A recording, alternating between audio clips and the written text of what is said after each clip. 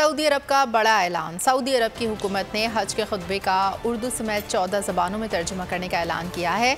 हज का खुतबा डॉक्टर मोहम्मद बिन अब्दुल करीम अल ईसा देंगे। खादिम हरमैन शरीफैन शाह सलमान बिन अब्दुल अजीज़ आले सऊद की जानिब से डॉक्टर मोहम्मद बिन अब्दुल करीम अल ईसा को हज 2022 के लिए खतीब मुकर्रर किया गया है। डॉक्टर मोहम्मद बिन अब्दुल करीम 9 ज़िलहज को अरफात की मस्जिदुल निम्रा से हज का खुतबा देंगे। मैदान अरफात हुजाज का इस्तकबाल के लिए तैयार। हुजाज यहाँ ज़ोहर और असर की नमाज़ें अदा करते हैं। हुजाज मगरिब की नमाज अदा किए बगैर मुज़दलिफ़ा के लिए रवाना होंगे और रात क़याम करेंगे।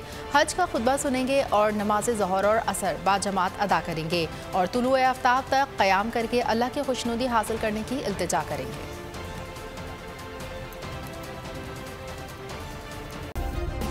सब्सक्राइब करें और बेल दबाएं ताकि कोई खबर रह न जाए।